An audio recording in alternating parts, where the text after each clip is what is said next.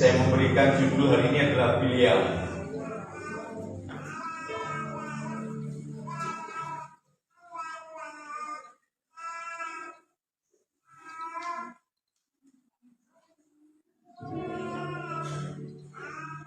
Sudah tahu? Bilangan 22 ayat 21 sampai ayat yang ke-35. Kita baca secara bergantian. Yang ayat yang ganjil adalah kaum pria, yang ayat yang genap adalah kaum wanita. Sudah ketemu Bapak Ibu? Sudah ya?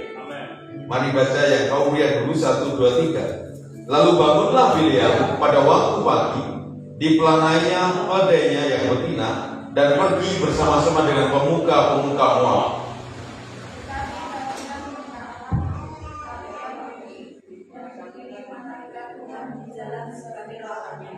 Bileam mengendarai keledainya yang betina dan orang yang bersama-sama dengan dia. Ketika keledai itu melihat malaikat Tuhan berdiri di jalan dengan pedang terhunus di tangannya, menyimpanglah keledai itu dari jalan dan masuk ke ladang. Maka Bileam memukul keledai itu untuk memalingkannya kembali ke jalan. Kemudian Bileam malaikat Tuhan di depan jalan yang bersih di antara perkebunan anggur dan tembok sebelah belah. Ketika keledai itu melihat malaikat Tuhan, ditekankannya lah dirinya kepada tembok, sehingga kaki Bileam menyimpit kepada tembok, maka dia memukulnya pula. Setelah pulang malaikat Tuhan terus berdirilah ia pada suatu tempat yang tidak ada jalan untuk menyimpang ke kanan atau ke kiri. Melihat malaikat Tuhan menyeraplah keledai itu dengan Bileam masih di atas, maka bangkitlah amarah Bileam, lalu dipukulnya lah keledai itu dengan tongkat. Ketika Tuhan membuka mulut keledai itu, sehingga ia berkata kepada Bileam, apakah yang melakukan kepadamu sampai engkau memukul aku 3 kali? Tetapi keledai itu berkata pada Bileam, bukankah aku ini keledaimu yang kau tunggangi selama hidupku sampai sekarang? Pernahkah berbuat demikian padamu? Jawabnya, tidak. Jadi mana kabeh?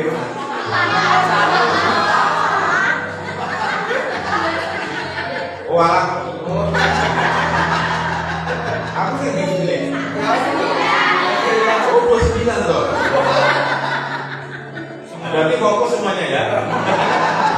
Ya, kau punya 29, 1, 2, 3. Jawab Bileam kepada keledai itu, karena engkau berkata-kata, Seandainya ada pedang di tanganmu, tentulah penuh dosa. Tetapi keledai itu berkata kepada Bileam, bukankah aku ini keledaimu yang kau tunggangi selama hidupku sampai sekarang? Pernahkah aku berbuat demikian kepadamu? Jawabnya, tidak. Kemudian Tuhan meningkatkan mata Bileam. Dia adalah malaikat Tuhan dengan pedang terhunus di tangannya, berdiri di jalan, lalu berlututlah ia dan sujud. Berfirmanlah malaikat Tuhan kepadanya, apakah sebabnya engkau memukul keledaimu sampai 3 kali? Lihat, aku keluar sebagai lawanmu, sebab jalan ini yang menuju kepada kebinasaan. Ketika keledai ini melihat aku, telah 3 kali ia menyimpang dari hadapanku. Jika ia tidak menyimpang dari hadapanku, tentulah engkau yang kubunuh pada waktu itu juga, dan dia kubiarkan hidup. Lalu berkatalah Bileam kepada malaikat Tuhan, aku telah berdosa karena aku tidak mengetahui bahwa engkau ini berjalan ke jalan Allah. Maka sekarang, jika hal itu jalan di matamu, aku mau pulang. Tetapi malaikat Tuhan berfirman kepada Bileam, pergilah bersama-sama dengan orang-orang itu, tetapi hanyalah perkataan yang kukatakan kepadamu harus kau katakan. Sesudah itu pergilah Bileam bersama-sama dengan pemuka-pemuka Balak itu. Amin. Saudara, kita belajar hari ini tentang Bileam. Nah, mari perhatikan siapakah Bileam. Bileam itu artinya menelan dan pelahap. Saudara, Bileam itu dia bukan dari golongan, bukan dari keturunan Israel, bukan dari suku-suku Israel, tetapi orang Moab. Dia adalah seorang peramal dan juga imam yang terkenal. Tapi imam bukan imam kepada Tuhan yang benar, tetapi imam yang sangat terkenal di antara bangsa-bangsa. Saudara bisa memperhatikan ini. Dan yang kedua, yang ketiga, dia itu seorang yang ahli mantra, ahli sihir. Dia seorang petenung dan seringkali mengutuk. Jadi jika dia berkata A akan menjadi A, jika dia berkata B akan menjadi B, dia jika berkata jelek dia menjadi jelek, dan jika dia berkata baik menjadi baik. Biliam itu seorang yang punya mantra yang bukan dari Tuhan. Tetapi mari perhatikan hari ini bagaimana bukan seekor keledai menyelamatkan dia dan membuka mata dia. Mari perhatikan ini, next. Saya membagikan 3 bagian tentang Biliam. Yang pertama, Biliam itu tolak ukurnya uang. Kenapa uang? Bisa memperhatikan di Bilangan 22:18, ketika para pemuka-pemuka orang Moab ini datang kepada dia membawa upeti yang lumayan banyak, dan dia berkata, kalau Tuhan nggak bilang dengan aku ya, kalau Tuhan berkata A ya A, kalau B ya B. Nah, saudaraku, kemungkinan Biliam ini tadinya itu seorang pengikut Tuhan yang benar. Tapi lambat laun ke sana karena yang pertama tadi poinnya apa yang saya blok kuning atas sendiri? Karena tolak ukurnya apa? Karena tolak ukurnya uang, dia melayani Tuhan dengan baik sebaik mungkin. Karena dia mencintai Tuhan tadinya, saudaraku ya. Tapi dia tidak mendapatkan apa-apa. Dia lari dari Tuhan sehingga dia jauh dari Tuhan. Dan dia menjadi ahli sihir, menjadi seorang penenung, menjadi ahli mantra-mantra. Sehingga ketika dia ada orang datang kepadanya, kalau Tuhan tidak bilang A, saya tidak akan bilang A. Kalau Tuhan tidak bilang B, saya tidak bilang B. Saudara perhatikan ini. Banyak sekali orang-orang ini mencintai Tuhan, mengasihi Tuhan, tapi karena tolak ukurnya uang, banyak orang jatuh. Bukan hanya jatuh, banyak orang meninggalkan Tuhan. Gak usah jatuh dulu deh. Banyak orang meninggalkan Tuhan, meninggalkan pelayanan, meninggalkan banyak hal. Karena apa? Tolak ukurnya uang. Apa yang saya dapat dengan pelayanan? Apa yang saya dapat dengan mencintai Tuhan? Apa yang saya dapat dengan mengasihi Tuhan? Ini sama dengan Biliam. Dia meninggalkan iman dan menjadi seorang perenung. Karena apa? Karena semuanya ukurannya uang. Jika hidup ukuran semuanya adalah harta kekayaan, kita nggak bisa mendapatkan apa-apa dalam hidup kita. Saudara, tolak ukur kita itu bukan uang. Keberhasilan kita itu bukan harta benda. Tapi kita nggak butuh uang, saudara. Siapa yang nggak butuh uang? Saya yang masih kecil, yang masih hampir 8 bulan itu dia juga butuh uang. Cuman boknya senang. Saya capek. Dia butuh pampers, dia butuh sebagainya, nah seperti itu. Saudara, semuanya membutuhkan uang. Tetapi segala sesuatu tolak ukur dalam hidup kita itu bukan harta benda, bukan uang. Seringkali orang gagal dalam pelayanan, dia kembali ke dunia-dunia yang bukan pelayanan. Karena apa? Karena tolak ukurnya uang. Aku pelayanan sudah berapa lama melayani Tuhan, aku nggak mendapatkan apa-apa. Saudara, saya pernah bersaksi waktu kakak tempatnya Mbak Rasi. Ada keberhasilan seorang hamba Tuhan, tolak ukurnya gara-gara apa? Tunggangan ini. Berkata pada beliau berdua waktu itu.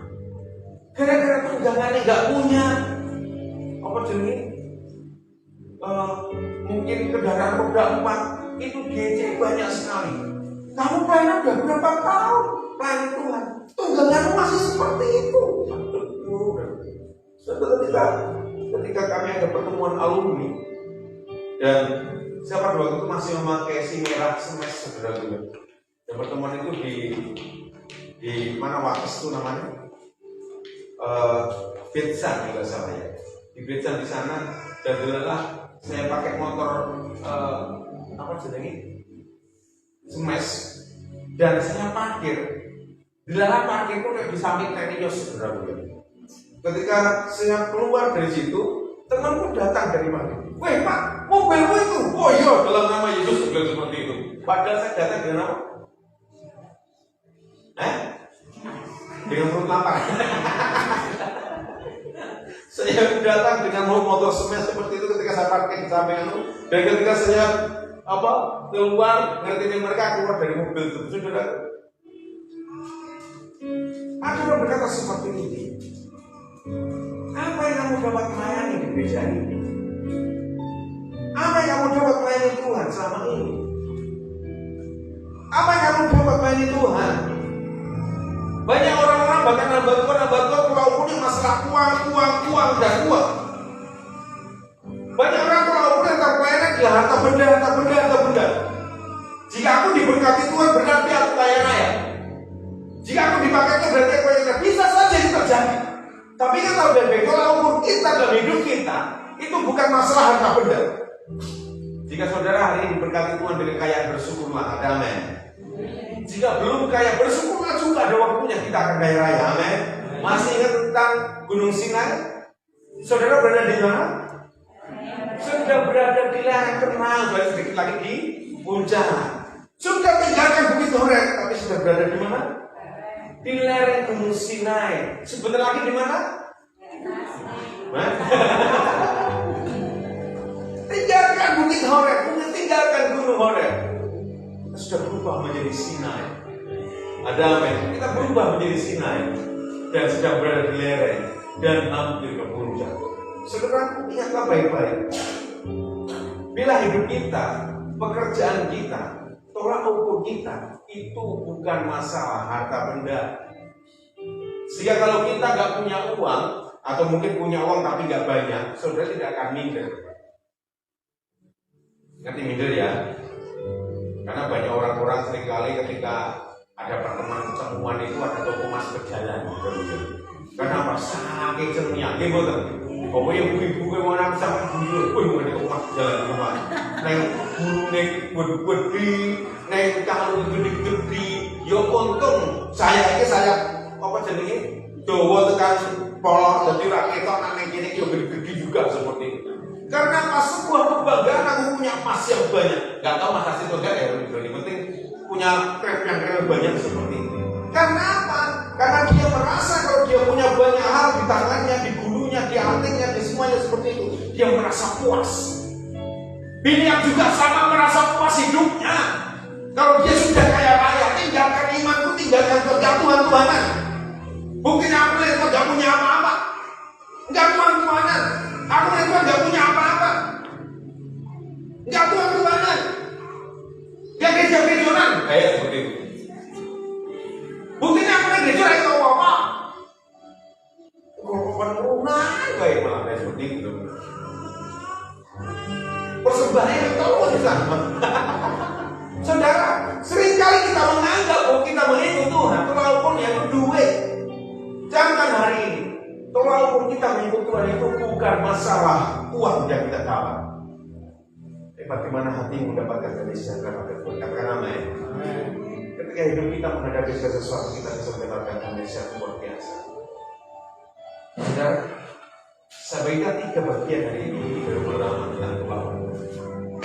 Hidup kita melayani Tuhan, mengikut Tuhan, walaupun yang bukan masalah. Orang berkata, jika mengikut Tuhan Yesus kamu akan kaya raya. Saya ngomong sopo. Bayar praktisnya berapa tahun ya? Kalau nggak salah mungkin sekitar 7 tahun ya, 7 atau 8 tahun di praktis. Nah, kaya raya belum? Sedang berada di mana? Lereng Gunung Sinai itu aja ya. Mbak saya itu praktisnya berapa tahun ya? 5 atau 6? 6 ya, 6 tahun ya. Sudah kaya raya? Hampir ya. Bahkan yang bagus sudah puluhan tahun. Sudah kaya raya belum? Menuju kaya raya. Oke lah, itu iman kita sebenarnya. Tapi karena baik-baik tolak ukur kita mengikut Tuhan, bukan harta benda yang kita dapat. Katakan amin. Tapi ada damai batin, itu luar biasa. Kita menghadapi segala sesuatu, kita bisa menghadapi dengan tenang, dengan santai, dengan damai sejahtera. Ketika kita belum kaya raya, kita baik-baik, berarti belum waktunya kita kaya raya. Atau tidak ada buat kita untuk kaya raya. Mau kaya raya? Mau nggak? Mau aku belum kok.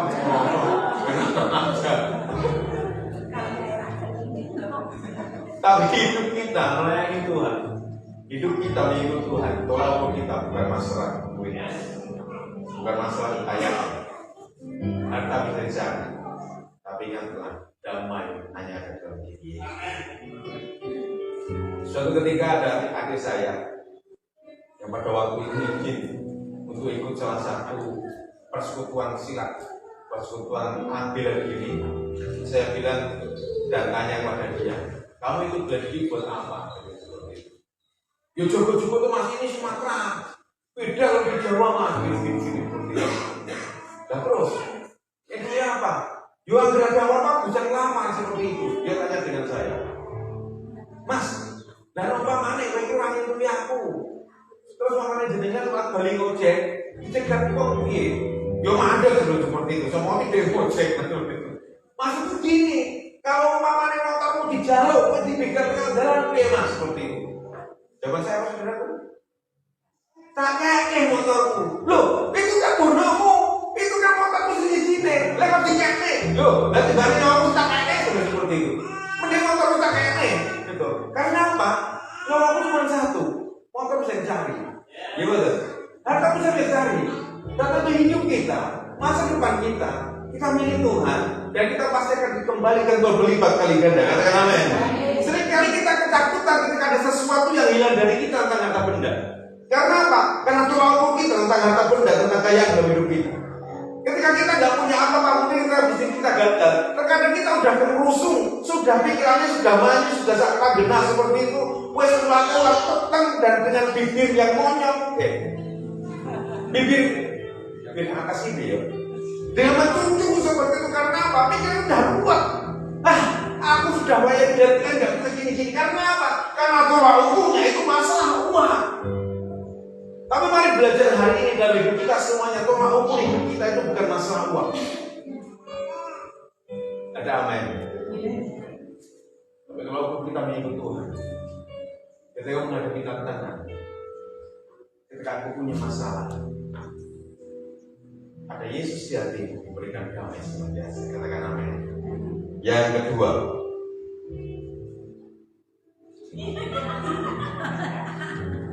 tak bisa begini.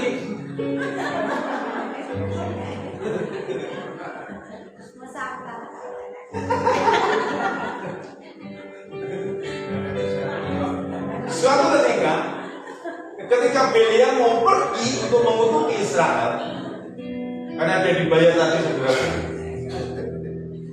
Tuhan sudah berkata, kamu jangan mengutuki dia. Kalau saya nggak perintahkan, jangan ke sana. Terus, ya oke, dia udah bilang pada tua-tua. Yang kedua, tua-tua datang dengan perayaan yang luar biasa lagi.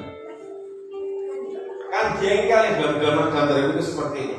Kalau Tuhan kepada orang tua pada anak, kadang kita kan dilulu saudara-saudara. Kowe nek omahe lunga kono. Kowe nek ngeyel kono, bacane seperti itu saudara-saudara. Pilihan mereka. Dia tetap pergi untuk mengutuki Israel rencananya saudara-saudara. Suatu ketika di tengah jalan, dia nunggang keledai. Dan keledainya itu tahu bukan ada malaikat Tuhan dengan pedang terhunus yang akan membunuh. Dan yang terjadi pada waktu itu keledainya minggir, marah dia, malah minggir dulu, dikepuk keledai. Terus jalan lagi. Kenapa keledainya ini tahu ada malaikat Tuhan di depan? Dia pepetkan si Bilam ini kemana? Ke tembok, akhirnya kakinya Bilam kena tembok seperti itu. Ngamuk lagi, iya kan didorong gini. Malah dibawa anak ke tembok. Karena Bilam belum sadar, hanya keledai tersungkur, berkutuk seperti itu dengan Bilam di atasnya. Baru malaikat Tuhan memperlihatkan kepada Bilam. Baru tahu ada malaikat Tuhan di depan. Saudara terjadi. Seringkali hidup kita itu sama dengan Bilam. Ketika ada masalah, bukan menyalahkan keadaan, tapi menyalahkan apa? Sekitar. Karena apa? Ketika kita capek, ketika kita pulang kerja, dengan pikiran ruwet, dengan pikiran yang aneh-aneh membawa beban dari pekerjaan, ketika melihat di depannya, mungkin ada kucing lah, mungkin ada waru lah, mungkin ada tekek lah, mungkin ada apalah seperti itu. Yang disalah-salahkan bukan keadaan yang dia hadapi, tapi sekitarnya. Suatu ketika saya pulang ke rumah dengan keadaan capek, dan tiba-tiba di atas ada cecak. Bukan tiba-tiba, memang ada cecak di atas saya. Dan ujung-ujung cecak itu raja, saudara, memberikan sesuatu putih dan hitam di tangan saya, saudara. Matempuk, ya nggak besar, nggak sakit, saudara. Ngerti maksudnya ya? Lalu sudah kurang ajar. Saudara, cecak berkata apa? Malah ngece. Oh, dia bisanya seperti itu, nyala-nyalain cecak, padahal dia cuma cek-cek seperti itu, nyalain cecak, memang ngece itu. Seringkali kita juga sama. Ketika kita capek, Bapak Siti mungkin udah bawa kayu maklum, dibawa ke kamar, dibawa ke rumah seperti itu. Tiba-tiba nyeleneng, apa jadi nyelonong aja kucingnya Eci, mamanya seperti itu. Wow, ganggu ya seperti itu. Semoga enggak ya. Kenapa? Oh pernah. Kenapa? Jangan ada sekitarnya. Ketika kita punya masalah, terkadang bukan keadaan sedang kita hadapi. Terkadang sekitar kita yang kita salah-salahkan. Bila juga sama. Ketika dia tahu dia sedang punya masalah, selalu ya. Yang disalahkan itu keledainya ketika dia itu tahu ada masalah di depan. Ada malaikat di depan dengan pedang terus yang memburu Biliam, saudara. Karena Biliam ini ngecel. Saudara, terkadang kita juga sama ketika punya tantangan, punya masalah, salah-salahkan siapa? Orang lain sekitar kita. Bukan keadaan sedang kita hadapi, kenapa saya punya masalah, kenapa saya punya tantangan, kenapa saya ini dan itu. Tapi orang lain sekitar kita menjadi imbas dari setiap tantangan kita. Biliam juga sama. Apalagi jika tolak ukur kita tadi uang, ketika kita punya masalah, salah-salahkan siapa? Gereja nih, ya bang. Gereja, wah, gereja nang. Aku nih gereja pendak dino yang nanti duit. Aku nih gereja pendak dino yang seperti ini terus. Aku nih gereja pendak dino seperti ini yang bisa dapat. Saudara, seringkali kita menyalahkan orang lain, bukan menyalahkan keadaan. Jika ada menyalahkan keadaan, oke, karena banyak kan sangat banyak nanti. Tapi saya biasanya menyalahkan sekitarnya. Jangan sampai ketika kita punya tantangan, punya masalah dalam hidup kita menyalahkan sekitar saudara. Jangan sampai menyalahkan anakmu, keluargamu dan sebagainya. Makanya seringkali saudara ya, kalau saya dari di jalan, saya sedang jengkel, apalagi kalau dapat order fiktif atau titiknya salah, sudah gondu dan sudah jengkelnya setengah mati. Saya akan berhenti, saya matikan aplikasi dan saya tidak berani pulang dalam waktu minimal setengah jam. Karena apa? Meredakan hati dulu. Jangan sampai istriku nanti bisa menjadi sasaran ngamukku. Gara-gara apa? Boro-boro jengkel. Mereka nggak tahu apa-apa. Seringkali kita membawa masalah ke rumah kita, ke keluarga kita, dan beban itu menjadi tanggung orang lain. Dan ingat apa itu? Hidup kita. Jangan sampai hidup kita punya tantangan. Jangan sampai sekitar kita menjadi imbas dari setiap tantangan kita. Saudara bisa memperhatikan gambar di sampingnya. Ada nenek-nenek sedang nenek apa? Apa yang dia pegang? Untuk apa kira-kira? Sapi, gitu. Anak tibur saya laki sopo. Kira-kira. Butuh nih. Saya yang pertama wite.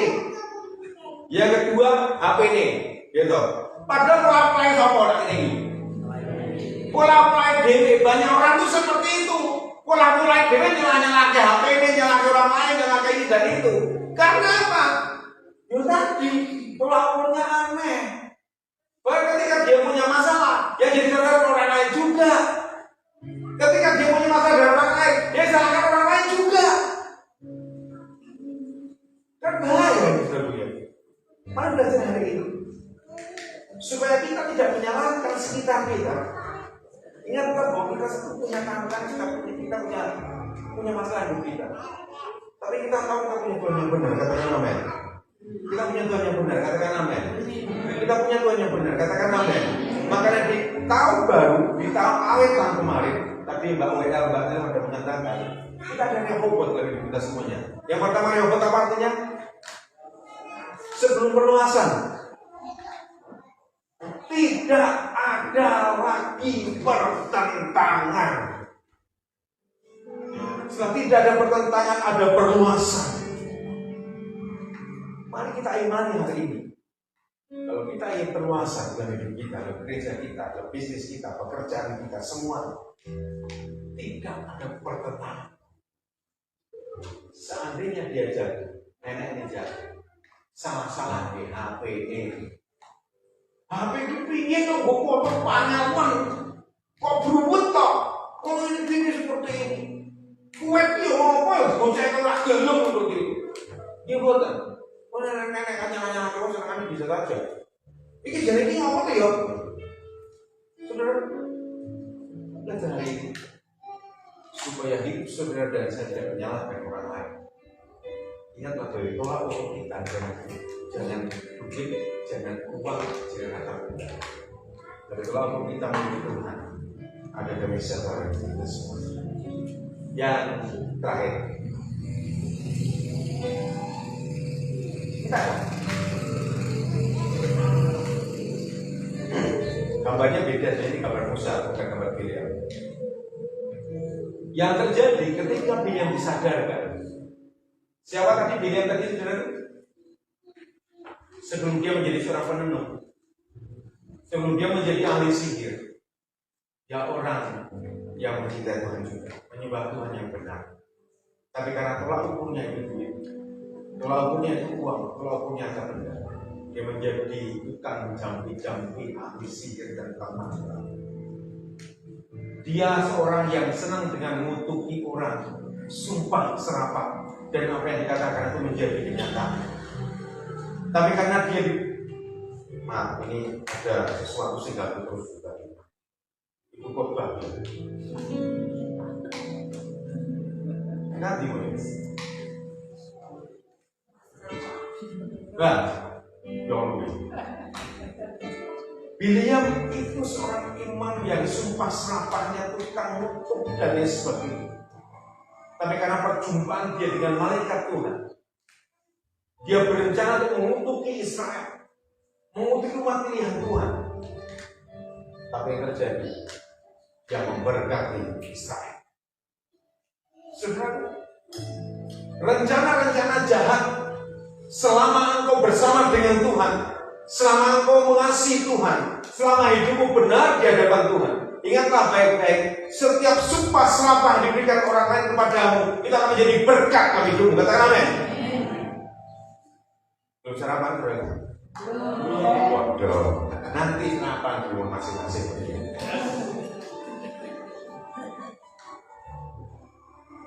Bileam berencana untuk mengutuki Israel, tapi karena perjumpaan dia dengan Tuhan, dia melepaskan berkat buat Israel. Sampai Balak ini ngamuk-ngamuk, Raja Moab. Kamu ini kita bayar, kita bayar untuk mengutuki dia. Lah kemana kau ini berkati dia?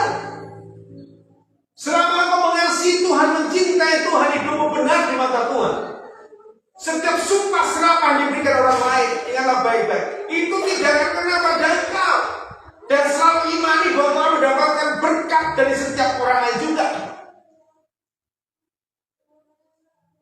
Rencana jahat, rencana yang gak baik dalam hidup kita, yang diberikan orang lain, itu menjadi yang terbaik dalam hidupmu selama kau mengasihi Tuhan. Katakan amin. Saudara, Bileam menjadi salah satu contoh dari kita semuanya. Kita mengikut Tuhan, jangan sampai meninggalkan Tuhan. Jangan sampai meninggalkan apa yang dikehendaki Tuhan hanya gara-gara tolak ukur kita adalah duit.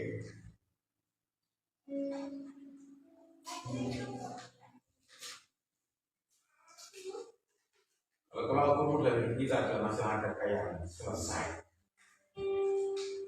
Karena pikiran orang masalah duit, dan duit. Semuanya butuh duit, semua butuh uang.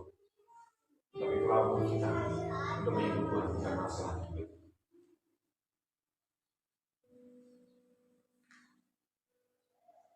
Tawa dalam hadirat Tuhan. Selama kau hidup dengan jaga kamu, Tuhan akan menjagamu. Tuhan melindungi. Bahkan rencana jahat orang lain yang berencana jahat, dia juga akan memberkatimu.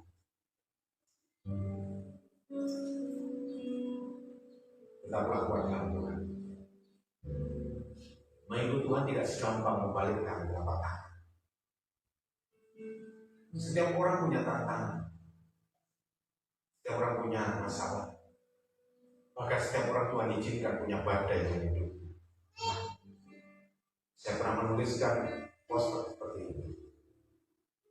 Ketika ada badai di perahu, jangan pernah kau melompat dari perahu.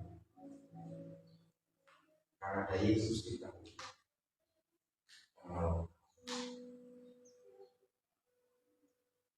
Setiap orang punya tantangan, punya masalah. Jangan pernah tinggalkan Tuhan dalam hidup. Setiap orang punya masalah dan hambatan ketika dia ingin bertumbuh. Jangan pernah lari dari Tuhan seperti Bileam, menjadi ahli mantra, menjadi ahli sihir. Setiap orang bahkan diizinkan punya badai, tapi jangan pernah melompat dari perahu. Ada Yesus di sana yang akan menolong. Setiap orang punya tantangan dalam hidup, tantangan pribadi, tantangan keluarga, tantangan pekerjaan, tapi jangan pernah melompat dari perahu. Ada Yesus di sana yang selalu menolong. Setiap musim boleh berganti. Musim hujan, musim kemarau, musim apapun itu. Tapi kasih Tuhan tidak pernah berubah. Tidak boleh melewati setiap musim. Tidak boleh melewati setiap badai. Tidak boleh melewati setiap tantangan. Tapi kasih Tuhan tetap abadi dalam hidup. Karena Tuhan selalu menolong kamu. Mari berdoa bersama-sama.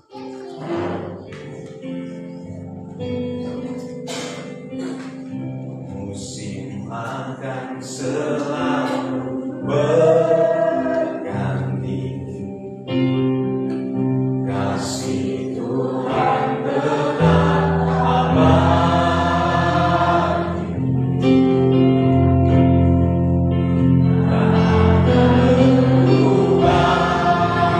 Sampai selamanya tetap percaya, oh Tuhan.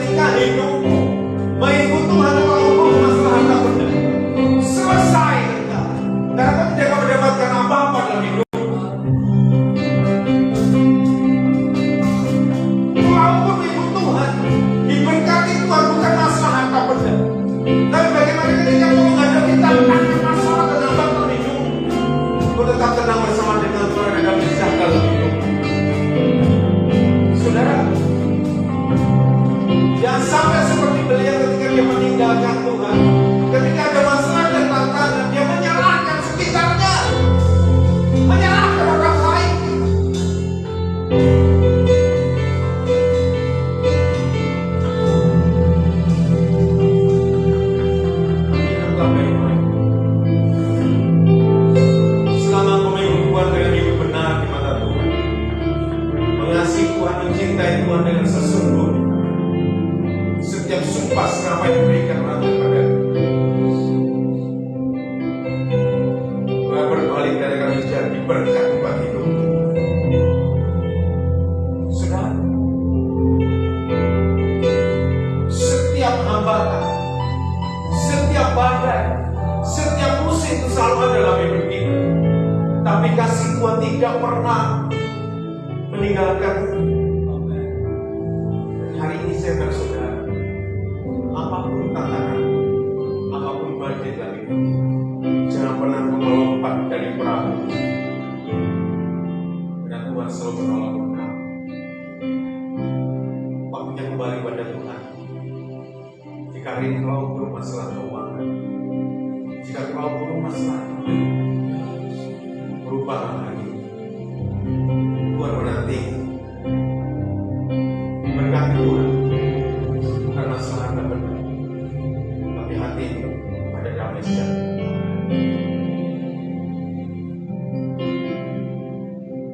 Tuhan selalu menolong. Tuhan selalu